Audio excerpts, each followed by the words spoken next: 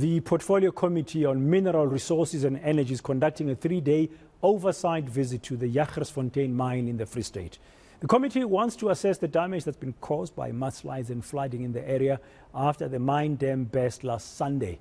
At the same time, desperate family members are continuing their search for their loved ones. My colleague, that's Manqoba Mchunu, following developments there, joining us now live here on Today this hour. Good afternoon, Manqoba. Thank you for joining us. Now, mine workers are squarely putting the blame on mine bosses from what we're hearing, warning that they did give a warning that the dam was no longer safe, but apparently those warnings were ignored. Indeed, Brad. In fact, we spoke to some mine workers who say that at the time that this occurred, they were on shift, and what those miners are telling us is that they had sounded the alarm as far as the wall cracking just hours before that incident occurred. One of the miners saying that they had even spoken to some of the foremen that were there at the time. This is just hours before this happened, warning that this was going to happen, but they're saying that all their warnings had fallen on deaf ears. But of course, the Portfolio Committee is here on the ground. They have been speaking to some of the miners as well as community members. Let's get reaction from them on these damning claims. I'm joined now by the chairperson, Ubaba Luzipo. Thank you for your time, chairperson. Let's start with those claims, those shocking claims by some of the workers that, in fact, they had warned the mine hours before this happened. What do you make of that?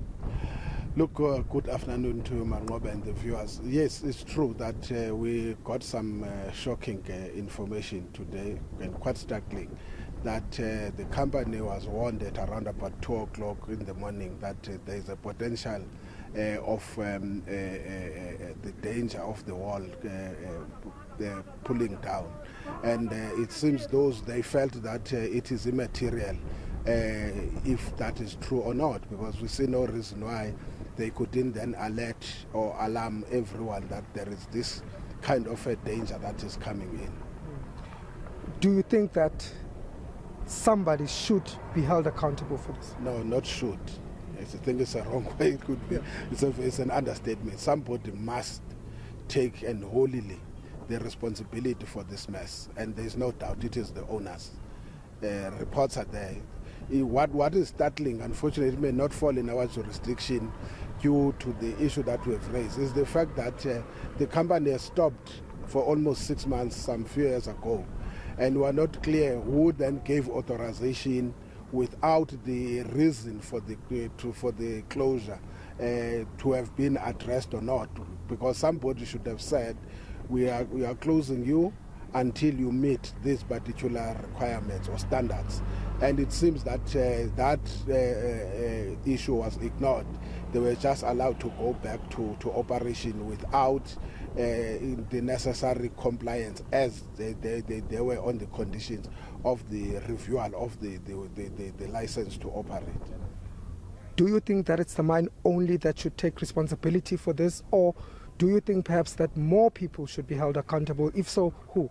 Look, there's no doubt it is the mine, solely it is the mine. Obviously, there are other areas that we think we need to factor them in. For an example, the issues that relate to the court ruling, the court judgment, amongst other things, is that we've received the information that what the court did, it said that the DMRE must go back, put up proper mechanisms that will respond directly on the issue of authority over mining dams. Then they must be prescribed in the law. And we think that is what now needs to be taken into consideration. But also to look at how can we have a cooperation amongst different entities. One of the things that was disturbing here is the fact that in terms of the reports, of which even the district mayor accepted that there is no disaster center. In as much as they may have a disaster unit, but there is no disaster center.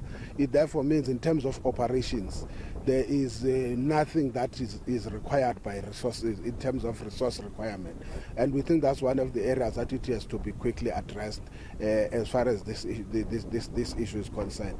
I don't think at this stage in any way we should be looking at any other thing except to rescue these people under the situation they are. We're talking about people here that don't have anything. They lost almost everything. They've lost their property, they've lost their belongings, the infrastructure is in a state of decay. Electricity station, mini station, you are told, is submerged. The sewerage generation is also submerged. But why did it take so long for the Portfolio Committee to come here? Because these residents are saying that these are issues they've been ventilating since 2012. Look, you will recall that there is a ruling of the court. I think when we say we respect the judiciary, let's not be selective. With the court, in fact, you even heard, even from the officials of the department, they say this is not a mining activity. When we started initially, we thought there is a common understanding. There is, even within the industry, within our space, those who believe that the court might have ruled correctly in the manner that it had ruled. Hence, we were told that the state law advisors had agreed on that. So it is not a question that the committee had come at this stage. But you must also be careful to create an impression. The committee is not an operational entity. It is a committee that is constituted by different members of parliament. From time to time, it will have to exercise this oversight authority. That is why it can't be in every part of the country. It will have to select, for an example, as we do illegal mining now. Before this incident took place, we had to sample and take certain areas of the country, and we are going to. It doesn't mean there's no illegal mining activity that is taking place in another corner. So, at times it is as a result of the incident, yes, but it is not because the incident would have been commonly known. The question we should be raising is that to what extent our inspectorate capacity, because we talk of cooperative governance, need to be able to feed to each other. In this case, for instance, even if you say it falls under the Department of Employment and Labour, to what extent the expertise of the DMRE should have been utilized to complement the work that is supposed to be done by the Department of Employment and Labour. And I think that's the lesson we should learn now, the cooperation amongst entities in the performance of their duties. What happens now? We know that you are here to see for yourself the impact of all of this. What's going to happen now? Are you going to be tabling a report as far as this is concerned? Most definitely. In fact, we think the report will have to argue to the principals that this is a matter of emergency. An emergency report, it shouldn't be allowed to go through your normal processes of parliament. The quicker and the sooner we present this report, the better, so that interventions can be made. But in the meantime, we'll also be engaging them and say, can we find the mechanisms that at least, even if it's not a full complement of the committees that we think they are supposed to come and have such and the same experiences, which is employment and labor, in particular water and sanitation, that probably be given some space also to come and do a fact-finding exercise, and then be able to say in their own space what is it that they think they can be able to do and perform. Unfortunately, we can't take decision on their behalf. Do you think there was gross negligence on the part of the mine? Absolutely. By the way, we call it a mine. Some say it's not a mine, but the truth of the matter is that there was absolutely negligence. In fact, I don't even think, when you listen to what people are saying, I don't even think that they understood that they were amongst a community. You go and see the town yourself. There is nothing that says you've got a mine that is generating so much revenue from here. It's just the town is a ghost town, but we are told that they are producing as much as they do. So I don't think even they cared what they were doing in this area, except to extract as much as they could in terms of the diamonds that they found here. Okay. Thank you very much, Chair, for speaking to us. It was Babu Sahlulele Luzipo, who's speaking on behalf of the Portfolio Committee on Mineral Resources and Energy.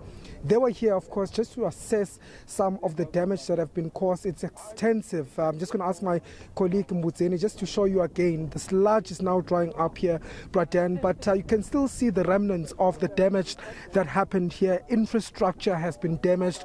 Water infrastructure, electricity infrastructure has been damaged, as well as people's houses. In fact, that section that you see that now looks desolated, this is where some of the houses used to be, and of course you can still see there is still some of them that are still at this particular point destroyed, and we understand that it's over 50 houses that were totally destroyed and over 100 of them that were partially destroyed, and community members at this stage still displaced at this point and being sheltered in various areas.